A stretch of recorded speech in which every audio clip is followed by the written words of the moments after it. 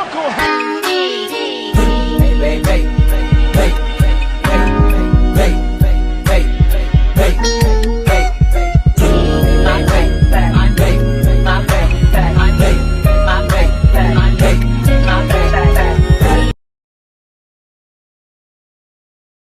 Hey, what's going on YouTube land? It's your boy TJ and welcome to my YouTube channel, Wrestling Nostalgia, where I get my reviews in WWE shows, the PLE events, and today we are going to be reviewing Raw, August 26, 2024. Before I get into my review, just go ahead and get a thumbs up, a like, let's push for the video through the algorithm. Without further ado, let's go ahead and get into my review. So, we open up Raw with the Judgment Day, and they give us a showing what happened last week to the Terror Twins, Rhea Ripley and Damian Priest, laying them out a week before their mixed tag team matchup against them. And they say that they had that coming after, getting too big for the group and everything like that. Y'all downfall was, imminent and things of that nature. So then this is when Dominic Mysterio says that with the help of Liv Morgan and her full support, I'm gonna go and compete against the Intercontinental Championship Gauntlet or #1 contendership or whatever they got going on. And Liv Morgan does a lot for me, more than Rhea Ripley have and everything like that. So this is when the deadbeat comes out, aka Rey Mysterio, and he comes out, and I'm gonna just go ahead and make a long story short. He says that at least with Rhea Ripley, at least one of you had a set. And I was like, oh wow, so we're going there. So he winds up almost getting hit by JD McDonough instead of Dominic. But then it was like a big brawl that ensued, and then everybody's just fighting everybody. And then eventually the Judgment Day gets cleared out of the ring by LWO, and even Dragon Lee wind up diving out on the Judgment Day, wiping them clean. So we're going to see what's going to happen later on the night. Maybe it's going to be a tag team match or something like that. I don't know, but hey, I'm here for it. We'll see what happened. In our first matchup, I predicted it, an 8-man tag match. I knew it was going to be a tag team match. It is LWO versus the Judgment Day. So in the first half of this match, Judgment Day were getting worked on by LWO for a little bit, and then it kind of swayed back and forth thanks to, I want to say it was Finn Balor distraction, and then Carlito wound up taking advantage of it.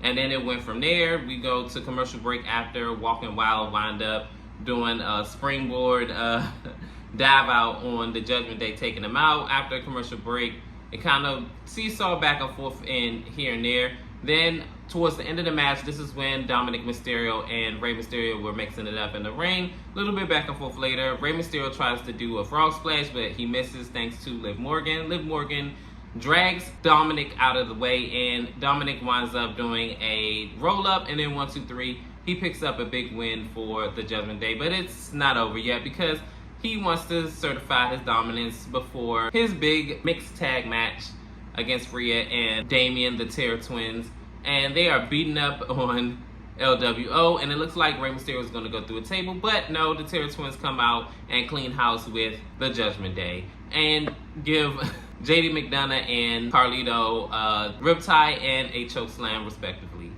I know one thing, Dominic and Liv, I hope you guys have a game plan, because them Terror Twins is after y'all. In this next matchup, it is Pure Fusion Collective versus Damage Control. I'm gonna just go ahead and cut this short, because I'm gonna be honest with you, I was not really here for this match at all, and I'm kind of low-key tired of them two facing off every week. It's starting to be like the pandemic of Raw all over again. But anyways, these two had a pretty decent back and forth match. It started off really nice, honestly, with Zoe Stark and IYO SKY, which these two were women's tag team champions on NXT, and they trade off chain wrestling and little flippy stuff and things like that. With Zoe Stark, she definitely is a great worker in the ring, but as far as personality wise, the superstar development could use some work. But these two had a back and forth match, even with Sonya Deville getting involved as well. Towards the end of the match, Zelina Vega came out and beat up on Sonya Deville, and Kairi Sane wind up picking up the win over Shayna Baszler with the insane elbow. 1, 2, 3, they pick up the win. Hopefully, we get some new opponents for them, because I'm not trying to keep seeing them go to war with each other every week. Sorry, I'm not here for it. In this next segment, it is Drew McIntyre, and he comes out and he says, oh, what a time to be alive. He said, I know CM Punk's whole stick and all the other crap that he talks about, which is himself and his favorite, which is his favorite topic.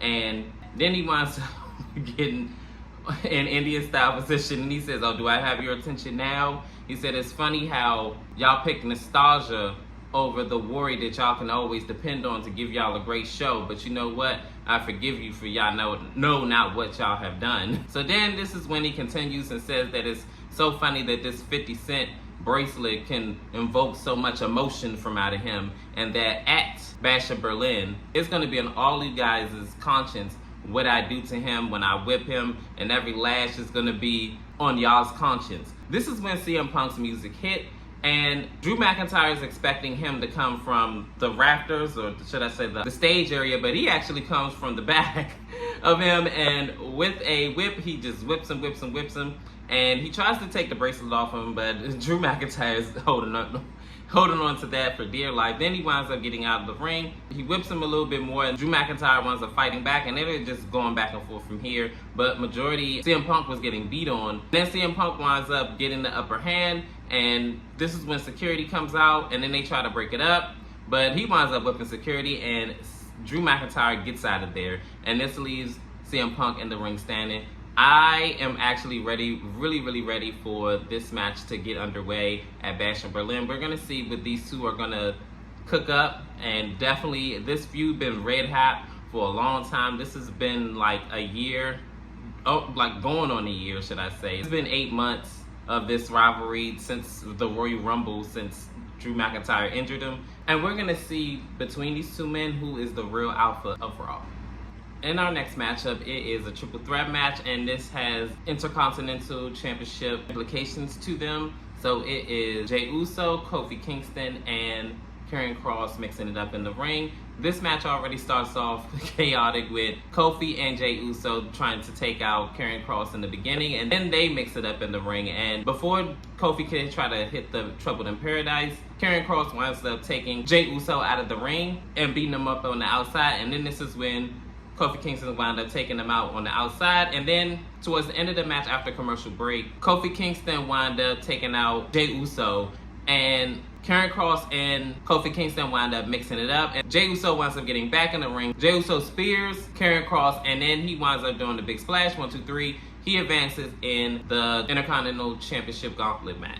So we're gonna see who's, because I see it's 3 spots left. Guessing it's gonna be a fatal 4-way in the final match. So we're gonna see who's the other 3 opponents is gonna be by the end of all this. In this next segment, it is Randy Orton, and he comes out to the crowd and he talks about how he didn't know with his back injury that he would come back to the WWE. He said that the WWE World title was one of his favorite titles because, you know, that was the first championship that he won. He was the youngest to win it, and him and Gunther kind of have like similarities, being as though back in the day, you know, he was a real a-hole, and we all were privy to that. If you were there back when he was in his heyday, the very beginning of the early 2000s, he was not the most likable guy, like both in real life and professionally in wrestling.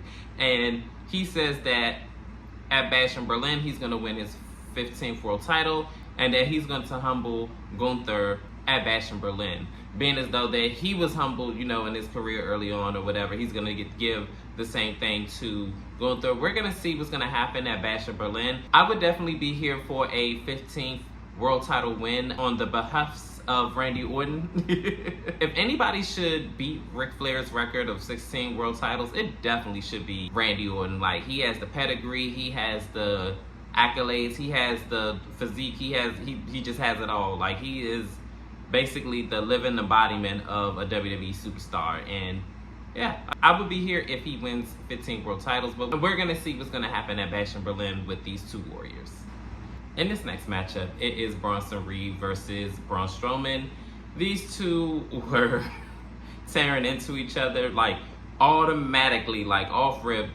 Braun Strowman winds up drop kicking Bronson Reed in the corner, and then from there, he's just beating him up in the corner. Then somewhere the tides had turned, and then now Bronson Reed is in control, and he winds up diving out on Braun Strowman before the commercial break. After the commercial break, Bronson Reed is still in control, and then they are just fighting until the match actually got called off because these two wind up outside of the ring fighting in the stage area. It got so bad that like it went all the way out into the parking lot, and they're just fighting like from the ring all the way into the parking lot area. Bronson Reed wound up hitting them with the pipe and then jumping off a ledge and then onto a car on Braun Strowman's body, and all of a sudden the officials come out, and so does Adam Pearce, and they're trying to get ambulance and the paramedics and everything like that to help Braun Strowman out. I tell you one thing, these two are big giants of men, and this was wild. Didn't expect for this to happen. I thought it was going to be a clear-cut winner. I don't know why I did think that Bronson Reed was going to win this, but I'm guessing that the match just got called off altogether. We're going to see what's going to happen between these two. I don't know if they're going to, run it back at Bash in Berlin, maybe a street fight or something like that, but we're going to have to wait and see what's going to happen and what WWE is going to be cooking up with these two. In this next matchup, it is a triple threat match for Intercontinental Championship implications. It is Pete Dunne versus Xavier Woods versus The Miz. So this match, everybody hitting their moves and everybody trying to get a one-up. I'm going to just go ahead and skip on to the end of the match because it was a lot to keep up with, and I'm going to be honest, I'm kind of tired a little bit. And towards the end of the match, it looked like Xavier Woods was going to pick up the win and hit the big elbow, which he did hit the big elbow 1-2, but Pete Dunne winds up taking the referee out of the ring, and then he winds up taking Xavier Woods out, and then he hit the bitter end on The Miz, and 1-2-3, he advances in the Fatal 4-Way match to eventually crown the #1 contender for Braun Breaker's IC Championship. So we're going to see what's going to happen and who's going to be the last two remaining spots in that Fatal 4-Way in the upcoming weeks on Raw. And finally, we are here at the main event. It is Uncle Howdy versus Chad Gable. So in the very beginning, they, mix it up and things of that nature.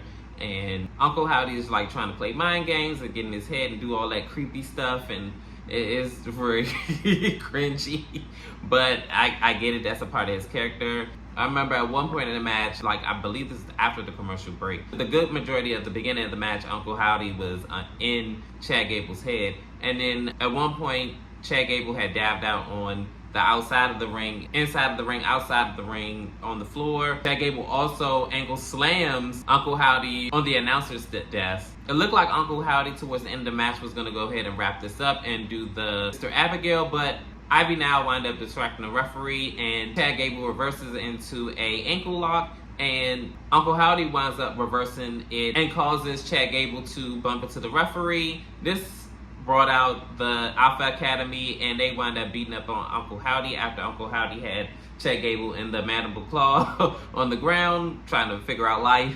And then this is when the YS6 comes out, and they all are just brawling. It was so funny because Ivy now was on the back of Eric Rowan's back, but he still is like fighting the Alpha Academy, y'all. It was very, very creative. It was funny to watch. Finally, after a little bit back and forth later in the ring, Uncle Howdy back in the ring. He wants to try to do the moonsault, but he misses. He runs into his sister Abigail. 1-2-3. Uncle Howdy wins this match.